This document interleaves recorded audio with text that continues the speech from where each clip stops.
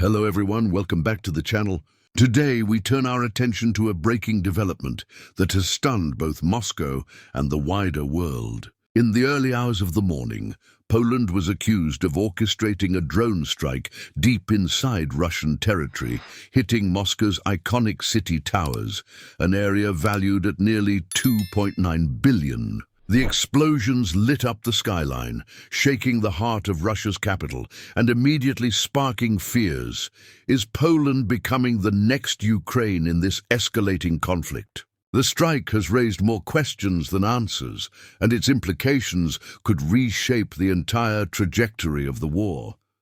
The towers struck weren't just ordinary buildings. They represented a hub of Russia's financial and political power.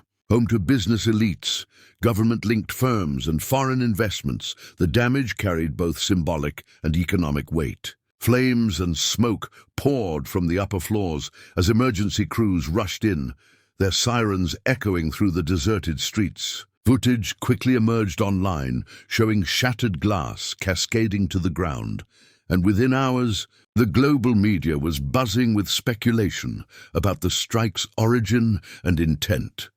Russian officials wasted no time in assigning blame, claiming the drones were Polish-made and deliberately launched to send a message. Whether or not that claim holds weight, the narrative immediately escalated tensions. Moscow's propaganda machine roared to life, portraying the strike as proof of NATO's creeping involvement. Analysts warned that if Poland were directly tied to the incident, Russia could view it as a dangerous expansion of the war, one that might drag the alliance into open confrontation.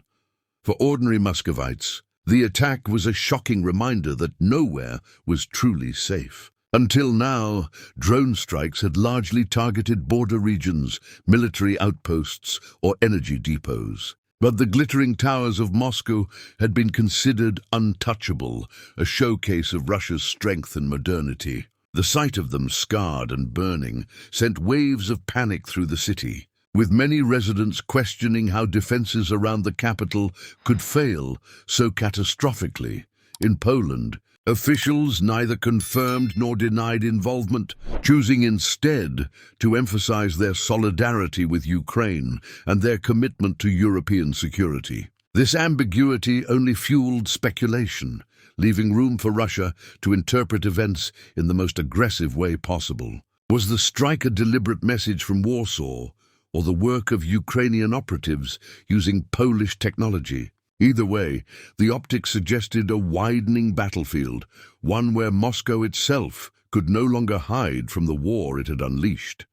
International reaction was swift and divided. Some Western leaders called for calm, urging Poland and NATO to avoid escalation at all costs. Others quietly applauded the strike, noting that it brought the war's reality to the doorstep of those who had started it. Markets reacted sharply as investors feared further instability, with energy prices spiking and questions rising about how Russia might retaliate against Poland or its allies.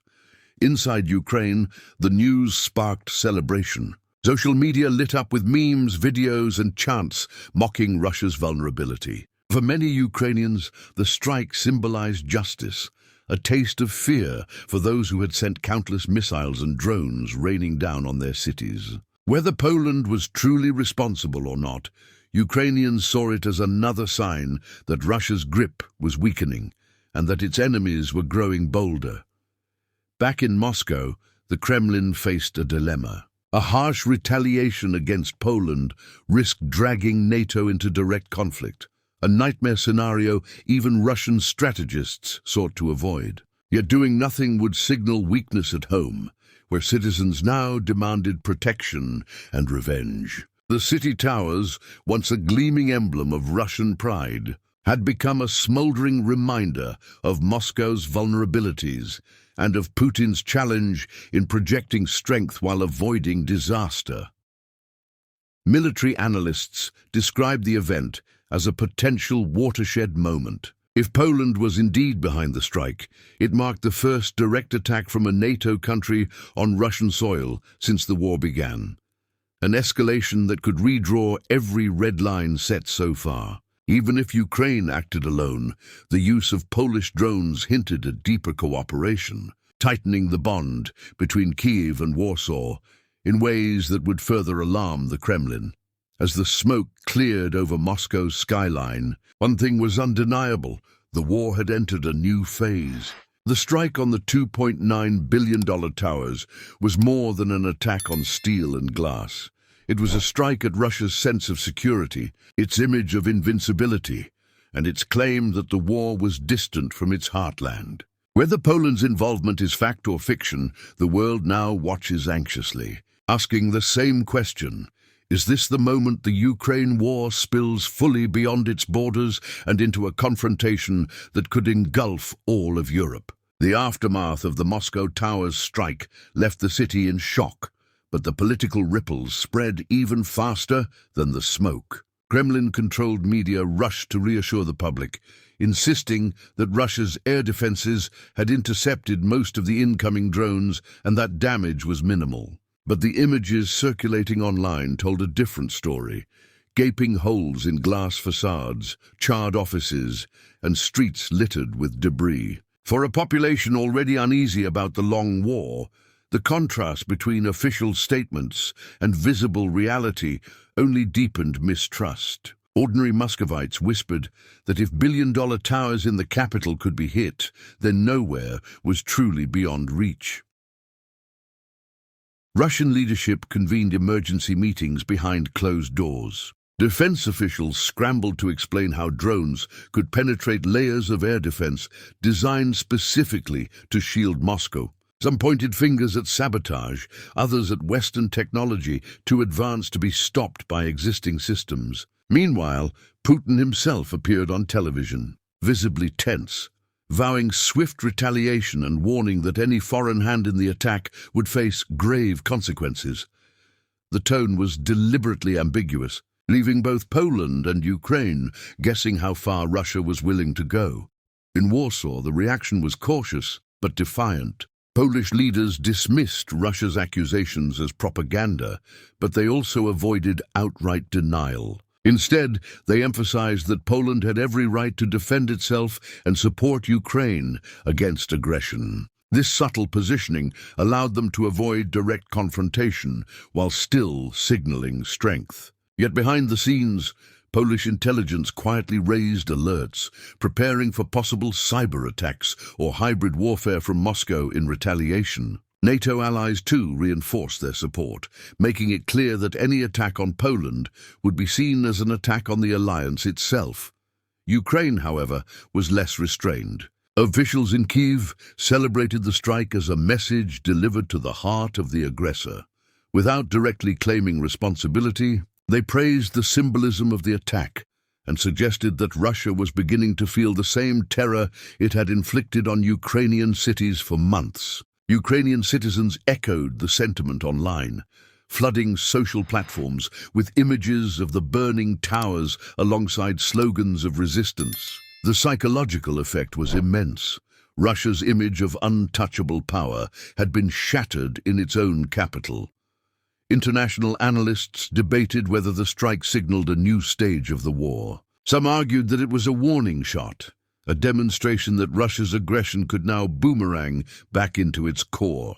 Others feared it was the opening move in a much larger escalation that might pull NATO directly into the battlefield. Think tanks across Europe published urgent reports, warning governments to prepare for scenarios ranging from limited retaliation to full-scale escalation involving Poland.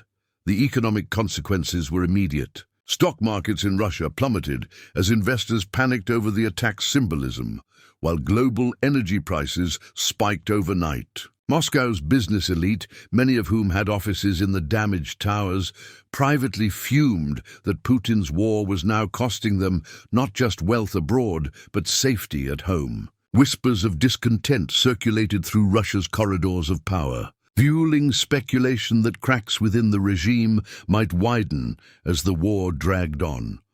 For ordinary Russians, the attack deepened a sense of vulnerability. Social media, despite heavy censorship, filled with questions about why Moscow's defenses had failed and whether the government was capable of protecting its citizens. Videos of fire crews battling the tower infernos were shared millions of times before being scrubbed from official platforms. The gap between propaganda and reality grew wider, leaving many to wonder how many more strikes might follow.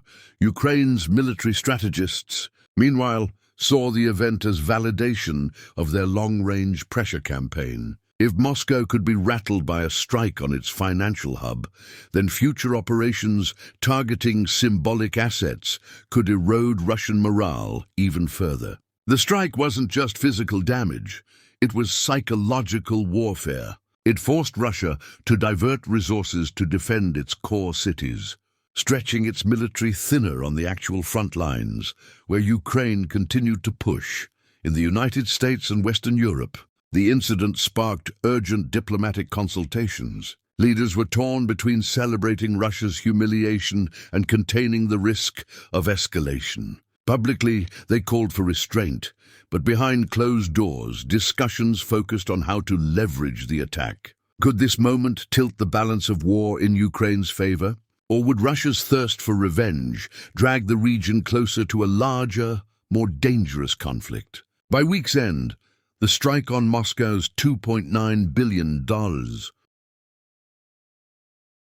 The strike on Moscow's $2.9 billion city towers had already become a defining moment in the war. Whether it was Poland's hand or Ukraine's ingenuity, the message was undeniable. The war was no longer confined to trenches, villages, or border towns. It had reached into the heart of Russia's capital, shaking its people, its leadership, and its sense of control. The only question left hanging in the air was how Moscow would choose to answer, and whether that answer would ignite a fire far bigger than the flames already smoldering over the skyline.